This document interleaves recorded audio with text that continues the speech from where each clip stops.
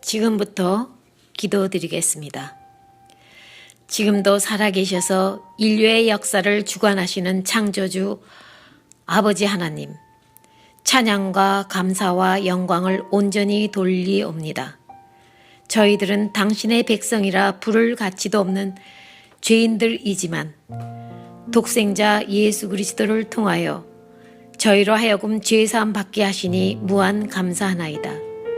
그러나 저희들은 지난 한 주 동안에도 때때로 구속해 주신 큰 은혜와 사랑을 잊어버리고 육신의 욕망대로 살아왔나이다. 이 시간 저희들의 죄악과 허물을 고백하오니 한량없이 크신 자비로 용서해 주시옵소서. 오늘 예배를 통하여 저희들의 삶 전체가 말씀을 향하여 돌아가는 결단과 변화가 있게 하시옵소서. 아버지 하나님, 이 제단에 꿇어엎드린 사랑하는 성도들을 위하여 간구하오니 들어 응답해 주시옵소서. 저의 말씀에 의지하고 순종하는 믿음의 생활을 허락하시고 그 나라와 의를 구하며 살아갈 수 있는 생활이 되게 하여 주시옵소서. 그리하여 우리 삶 전체를 통하여 살아계신 아버지 하나님께 경배 돌리며 오직 여호와 하나님의 영광만을 드러내게 하옵소서. 질병의 문제로 기도하는 심령들 위해 치료의 역사를 허락하시옵고 낙심 중에 있는 성도들에게 희망과 위로를 허락하여 주시옵소서. 물질의 문제로 매달리는 성도들에게도 풍족한 것으로 채워주시오며 가정의 문제로 매달리는 성도들에게도 해결의 열쇠를 허락해 주시옵소서. 간절히 바라고 원하옵나이다. 이 기도를 우리 주 예수 그리스도의 이름을 받들어 기도하옵나이다. 아멘.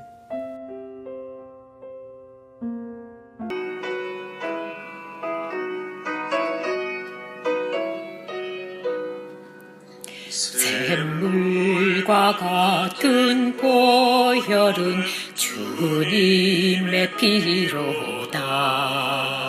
보혈의 죄를 씻으면 정하게 되겠네. 정하게 되겠네. 정하게 되겠네. 보혈의 죄를 씻으면 정하게 되겠네. 저도적 회개하고서 보혈에 씻었네. 저도적 같은 이 몸도 죄 씻기 원하네. 죄 씻기 원하네. 죄 씻기 원하네. 저도적 같은 이름도 죄 씻기 원하네. 세속함 받은 백성은 영생을 얻겠네. 샘솟듯 하는 비권세 한없이 크도다. 한없이 크도다. 한없이 크도다. 샘솟듯 하는 비권세 한없이 크도다. 기도의 절차에 대해서 말씀드리겠습니다. 먼저 밝혀두고 싶은 것은 꼭 기도의 절차가 필요하다는 것은 아닙니다. 왜냐하면 절차와 형식보다는 더 중요한 것이 마음가짐이기 때문입니다. 그런데 왜 굳이 절차가 필요할까요? 그 이유는 조리 있게, 계획성 있게 하기 위해서입니다. 혼자 하는 기도라면 몰라도 특히 회중을 대표해서 하는 기도라면 더욱 그러한 절차가 필요할 것입니다. 그러나 그 절차라고 하는 것도 크게 보면 예수님께서 제자들에게 가르쳐 주신 주기도문의 순서에 따르는 것이죠. 우선 대표 기도에 있어서 일반적인 순서를 살펴볼까요? 첫째, 찬양하는 것입니다. 우리가 하나님과 대화로서 기도한다고 해서 동등한 위치라고 생각해서는 안 됩니다. 우리와 엄연히 구별되시는 분이십니다. 전지전능하시고 무소부재하신 분이십니다. 이스라엘을 홍해에서 애굽에서 건네주신 그 하나님이 우리를 죄악과 사망의 골짜기로부터 건져주셨습니다. 기도는 이 거룩하신 하나님께 드리는 것이므로 당연히 먼저 찬양이 앞서야 하는 것입니다. 두 번째, 감사해야 하는 것입니다. 찬양과 감사의 마음가짐은 근본적으로 크게 다르지 않습니다. 감사는 하나님의 은혜를 깨달음에서 시작됩니다. 우리가 무엇보다도 감사해야 할 것은 죄 사함에 대한 감사입니다. 구원에 대한 감사입니다. 무엇을 구하기 전에 주신 은혜에 감사하는 마음을 가져야 하는 것입니다. 세 번째, 회개하는 마음입니다. 속담에 털어서 먼지 안 나는 사람 하나도 없다라는 말이 있습니다. 사람마다 모두 흠이 있습니다. 그러나 하나님 앞에서는 털지 않아도 먼지가 난다. 사람마다 모두 죄인이기 때문입니다. 하나님의 말씀을 거역했기 때문입니다. 그러므로 하나님과 우리와의 관계가 단절되고 벽이 쌓아진 것입니다. 이 벽을 허물지 않고서는 우리가 하나님 앞으로 나아갈 수 없는 것입니다. 어떻게 다시 하나님과의 관계를 회복할까요? 그것은 바로 회개하는 것입니다. 지은 죄를 고백하고 용서와 자비를 구하는 것입니다. 그러므로 우리는 먼저 회개의 기도를 드려야 하는 것입니다. 다음 네 번째는 간구하는 것입니다. 이제 하나님께 원하고 바라는 것을 구하는 시간입니다. 하나님께서는 우리의 요구를 알기 원하시며 들어주시기 원하십니다. 그러므로 구하는 데 주저하지 말라. 그렇다고 해서 아무 것이나 마구잡이로 구하지 말라. 먼저 하나님의 뜻에 합당한 것인지 살펴보고 내 유익만을 지나치게 고집하지 말라. 그리고 다른 사람을 위한 간구에는 너무 인색하지 않은지 생각해 봐야 되겠습니다. 마지막으로 더 중요한 사실 한 가지, 성령님의 도우심을 반드시 청해야 합니다. 성령님께서는 우리 가운데 계셔서 기도하시고 원할 바를 가르치시며 우리의 기도 생활을 도와주시는 분입니다. 그래서 성령으로 기도하라고 말씀하십니다. 이와 같이 성령도 우리의 연약함을 도우시나니 우리가 마땅히 빌 바를 알지 못하나 오직 성령이 말할 수 없는 탄식으로 우리를 위하여 친히 간구하시느니라 하셨습니다. 로마서 8장 26절의 말씀입니다. 다섯 번째로 예수님의 이름으로 기도를 마무리해야 합니다. 이제 기도를 마무리할 시간이 되었습니다. 예수님 이름으로 기도해야 한다는 것입니다. 왜 예수님 이름으로 기도해야 할까요? 예수님은 우리의 대변자이시기 때문입니다. 예수님은 우리의 화해자이시기 때문입니다. 예수님은 우리의 중보자이시기 때문입니다. 그리고 우리는 감히 하나님 앞에 직접 나갈 수 없는 낮은 존재이기 때문에 예수님 이름으로 기도해야 하는 것입니다. 여섯 번째, 아멘으로 끝을 맺어야 합니다. 아멘의 뜻은 그렇습니다, 소원입니다, 동감입니다, 맹세합니다 라는 뜻이 있습니다. 혼자 기도할 때는 소원입니다. 다른 사람의 기도를 듣고는 나도 그렇습니다 라는 뜻으로 쓰이는 것입니다.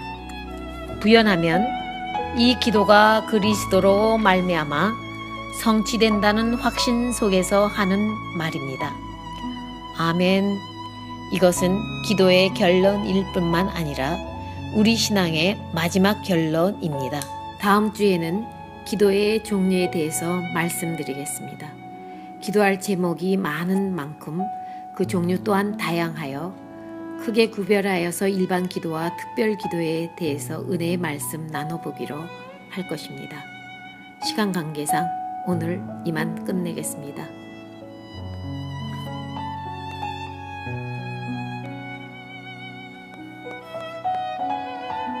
들으시는 것이죠. 여호와여, 주는 겸손한 자의 소원을 들으셨으니 저희 마음을 예비하시며 귀를 기울이소서.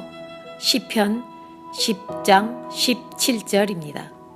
네 번째, 확신하는 마음으로 기도를 드리는 것입니다.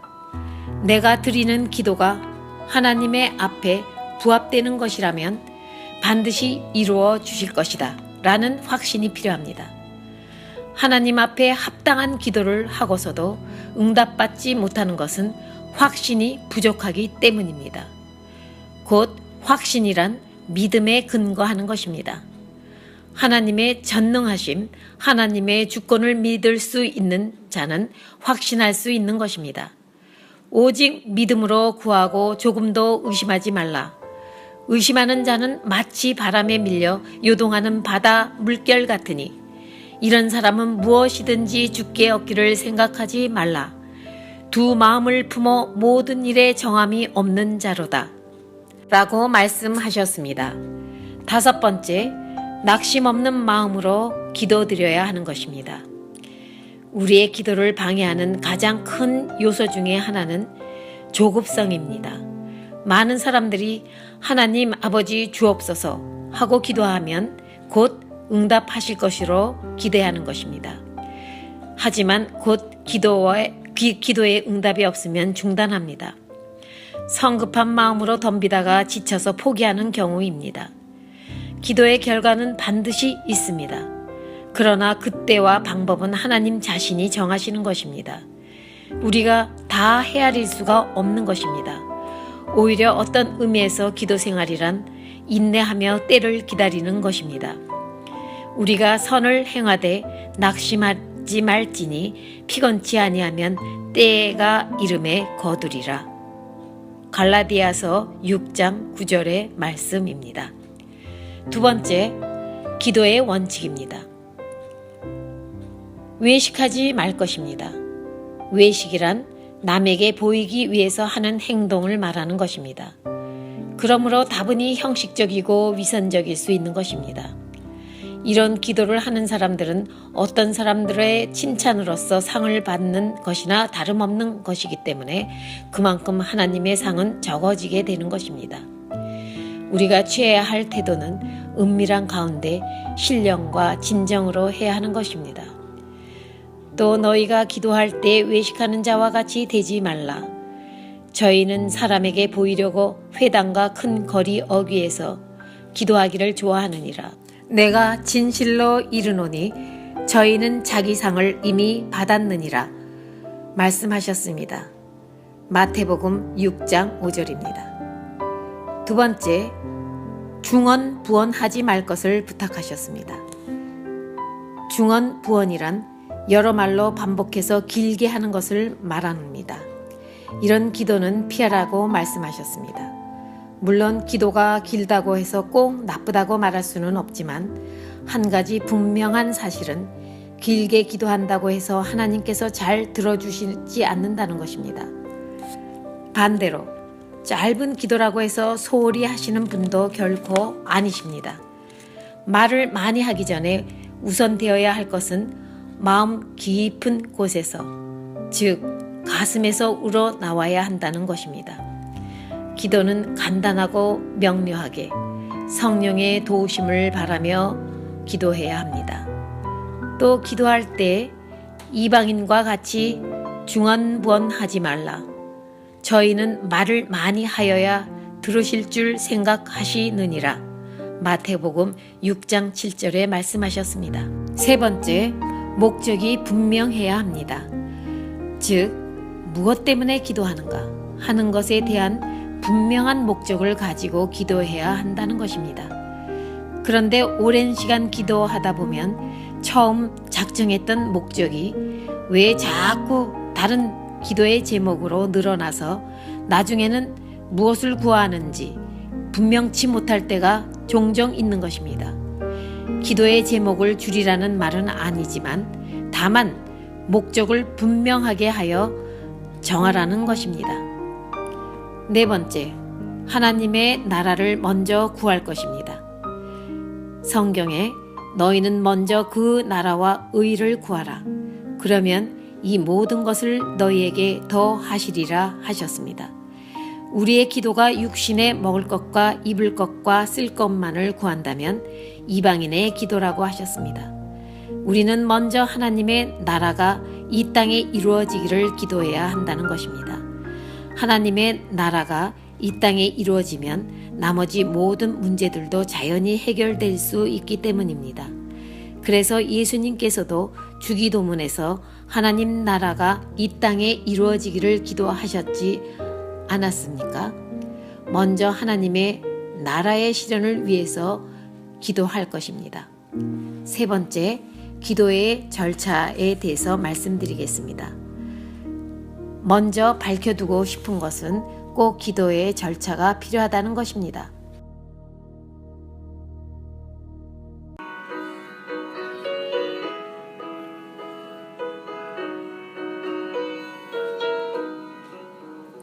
예수 십자가에 흘린 피로써 그대는 씻기어 있는가? 더러운 죄 희게 하는 능력을 그대는 참 잊지 않는가? 예수의 보혈로 그대는 씻기어 있는가? 마음속에 여러 가지 죄악이 깨끗이 씻기어 있는가? 주 예수와 밤낮으로 늘 함께 그대는 행동을 하는가? 아무 때나 어디서나 그대는 십자가 붙들고 있는가? 예수의 보혈로 그대는 씻기어 있는가? 마음속에 여러 가지 죄악이 깨끗이 씻기어 있는가?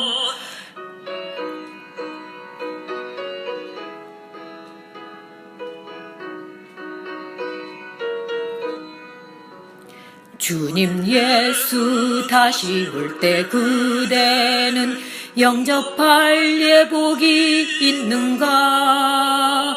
그대 몸은 거룩한 곳 천국에 들어갈 준비가 됐는가? 예수의 보혈로 그대는 씻기어 있는가?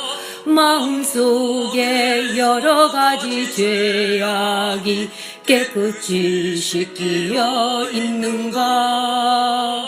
모든 죄에 더러워진 예복을 주 앞에 지금 다 벗어서 샘물같이 솟아나는 보혈로 눈보다 더 희게 씻으라. 예수의 보혈로 그대는 씻기어 있는가? 마음속에 영원한 죄악이 그대는 씻기어 있는가?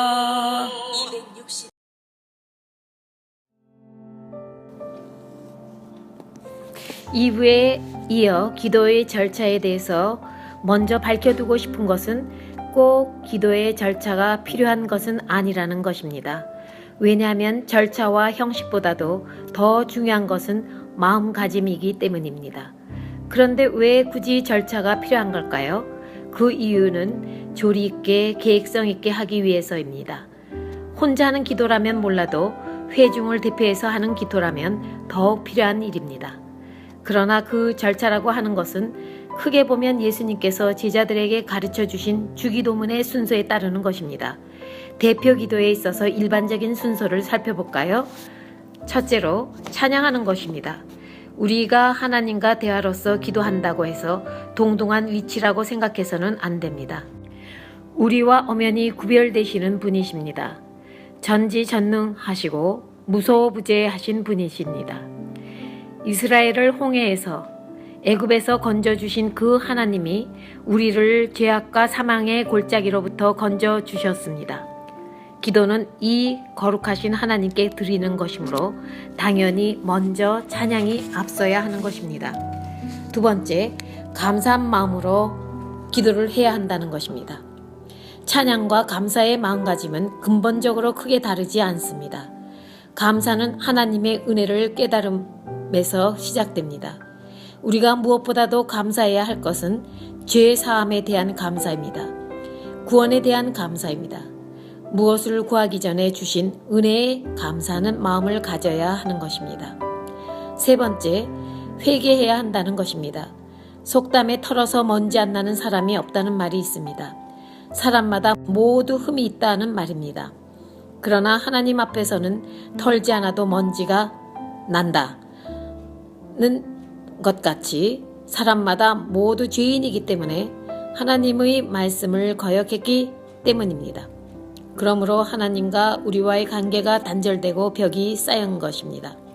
이 벽을 허물지 않고서는 우리가 하나님 앞으로 나갈 수 없습니다.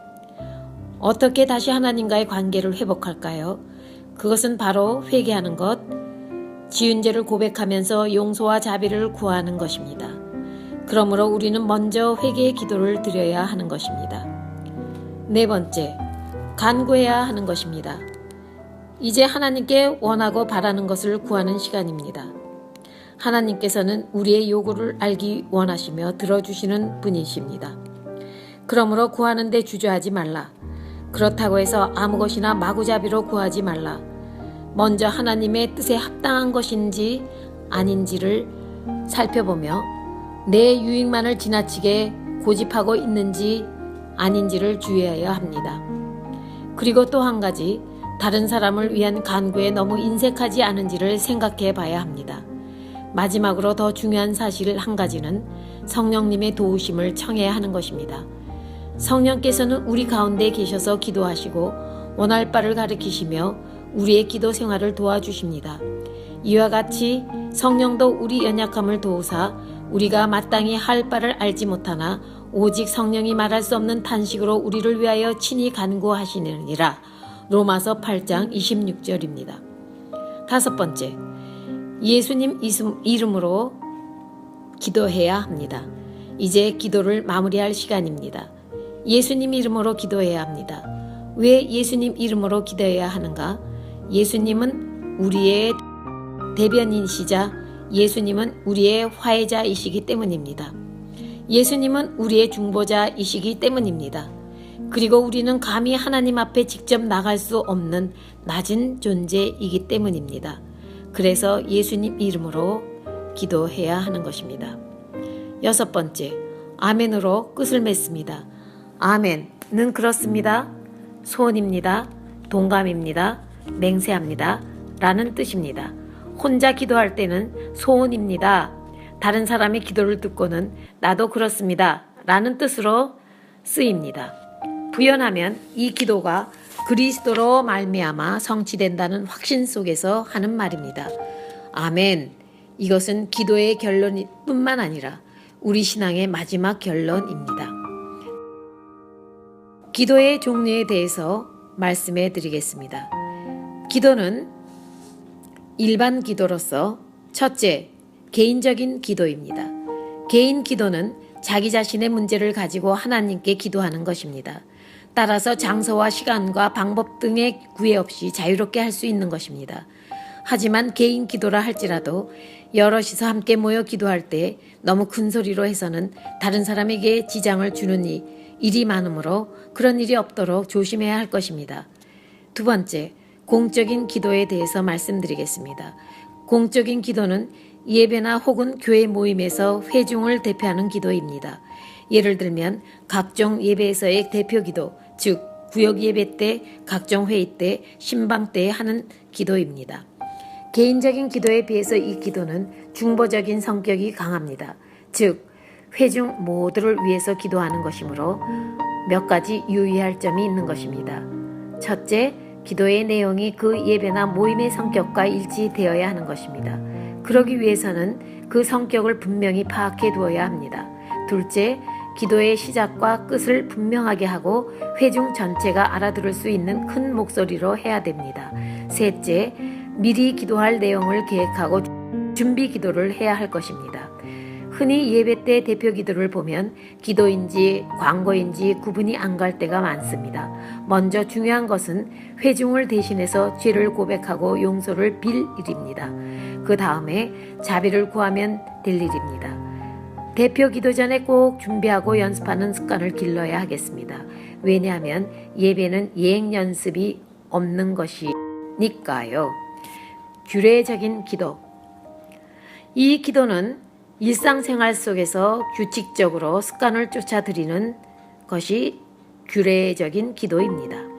아침에 눈을 뜨고 침상에 엎드려 하루의 일과를 위하여 드리는 기도, 반대로 잠자리에 들기 전에 드리는 기도, 식사 때에 하는 기도, 일정한 시간을 정해놓고 그 시간에 맞춰 드리는 기도 등을 말합니다.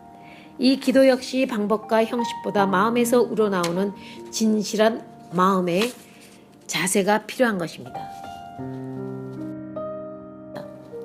합심 기도란 두 사람 이상의 마음을 모아 같은 장소에서 같은 시간에 같은 목적을 가지고 드리는 기도입니다. 예를 들면 통성기도 같은 경우도 있는데 이때 가능하면 분명한 기도의 제목이 주어지는 것이 바람직합니다. 말씀에 너희 중에 두 사람이 땅에서 합심하여 무엇이든지 구하면 하늘에 계신 내 아버지께서는 저희를 위하여 이루게 하시리라. 마태복음 18장 19절입니다. 다섯 번째, 묵상기도입니다. 묵상기도는 입으로 소리내지 않고 성령의 인도하심을 받아 침묵 속에 드리는 기도의 형태를 말합니다.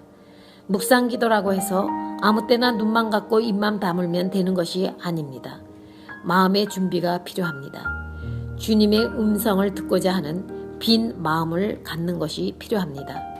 어떤 경우에는 그날 읽은 성경 말씀이나 설교 말씀을 생각하면서 그 의미를 다시 돌이켜보는 것도 좋을 것입니다.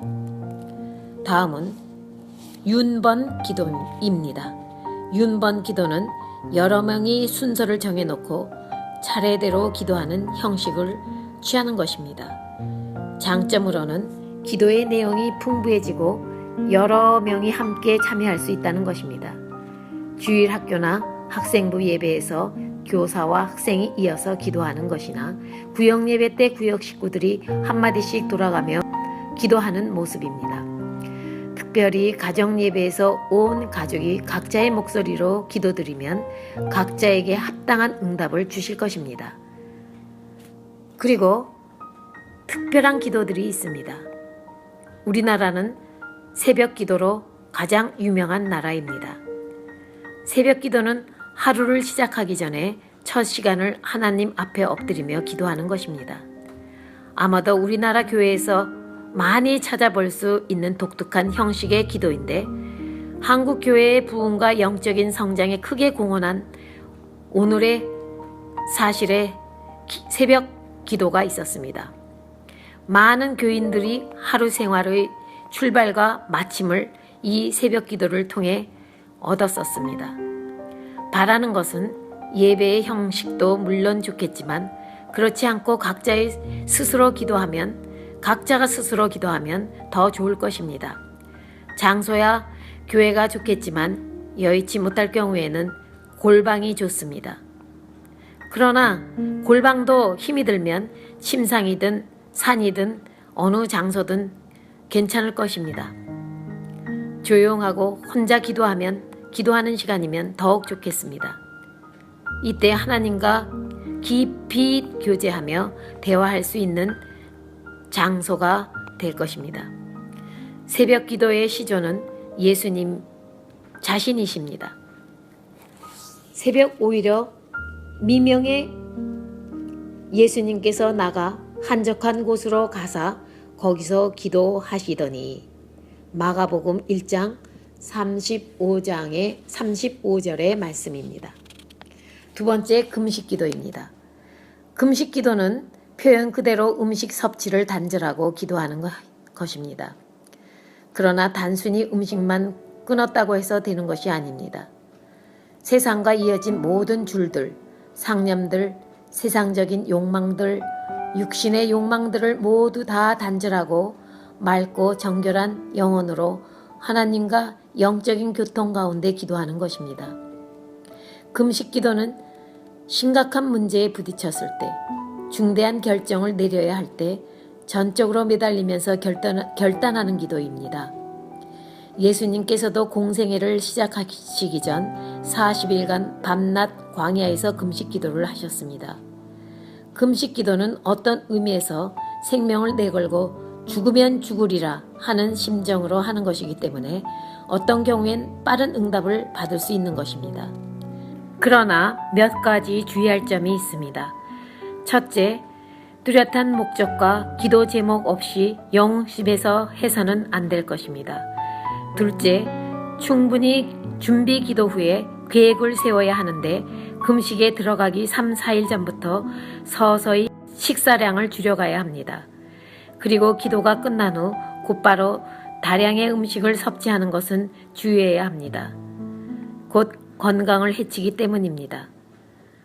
셋째, 금식 기도 후에는 따라 기적이 나타날 수도 있는데 이때 오히려 사탄이 이것을 도구로 삼아 유혹할 때도 있습니다.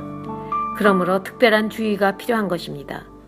마태복음 4장에 있는 말씀, 예수님께서 사탄에게 받은 시험을 생각해 보아야 할 것입니다. 세 번째, 철야기도입니다. 철야기도는 말 그대로 밤을 꼬박 세우면서 기도하는 형식으로 예수님께서 12제자를 선택하시기 전에 십자가를 지시기 전 날밤에도 중대한 결정을 앞두고 기도하셨습니다. 이러한 예수님의 모범을 따라서 기도하는 것은 좋으나 건강 상태나 가정 사정 등을 고려하는 지혜도 필요하겠다 하겠습니다. 네 번째, 안수 기도입니다. 안수 기도라고 하면 우선 떠오르는 것이 신유입니다. 즉 병나음입니다. 그런데 성경에 보면 주로 성직을 위임할 때, 축복을 빌 때 성령을 받기 위해 많이 시행되었습니다. 안수기도는 기도하는 사람이 받는 사람의 몸에 손을 얹고 하는 형태로 원칙적으로 성직자가 행하는 것입니다. 그러므로 아무에게나 함부로 안수를 받는 것은 삼가해야 할 것입니다. 가능하면 성직자에게 그리고 공개적인 장소에서 받는 것이 좋은 것입니다. 다섯 번째, 방언기도입니다. 방언이란 종교적인 황홀 상태에서 말하는 불가사의한 말을 가리킵니다. 다시 말하면 성령을 받아 황홀한 상태에 빠져서 자기의 언어가 아닌 말로 하는 기도를 말합니다. 이러한 방언은 분명히 성령의 은사 중 하나임은 부인할 수 없는 일이지만 성경은 방언의 은사를 받은 자에게 몇 가지 교훈을 주고 있는 것입니다. 첫째, 교회에 부덕이 되지 않도록 힘써야 할 것입니다. 둘째, 통역할 수 있기를 위하여 기도할 것입니다. 셋째, 통역이 없는 방언은 잠잠히 하나님께만 할 것입니다. 넷째, 덕과 질서를 위하여 절제할 필요가 있을 때에 절제할 것입니다. 이와 같은 방언을 주의해야 할 덕목이 많아져 있습니다. 한국 교회에서는 어떻게 보면 방언이 율법화되다시피 된 교회들이 있습니다. 그러나 방언하는 사람은 성령 받은 사람이고 못하는 사람은 성령 받지 못했다는 그런 단정 짓는 그런 폐단도 있는 것 같습니다. 성령의 열매는 매우 다양하므로 이렇게 판단하는 것은 그릇된 것입니다. 예수님께서도 평생 기도 생활을 쉬지 않으셨지만 방언으로 기도하셨다는 기록은 성경에서 보지 못했습니다. 6번째, 예언의 기도입니다. 예언이란 하나님께서 이 땅에 하시고자 하시는 말씀을 계시받아 그것을 공적으로 선포하는 것을 말합니다. 구약에 있는 여러 예언자들의 모습에서 우리는 예언의 모습을 봅니다. 그런데 언제부터인지 개인의 기륭 화복을 예언한다고 하면서 기도하는 분들을 더러 찾아볼 수가 있습니다. 이런 기도는 경계해야 하는 것입니다. 우리의 신앙이라고 하는 것은 하나님의 섭리를 믿는 것이고 온전히 맡기며 사는 것이 아닐까요? 다음 시간에 기도는 응답되는가에 대해서 은혜의 말씀 나눠보기로 하겠습니다.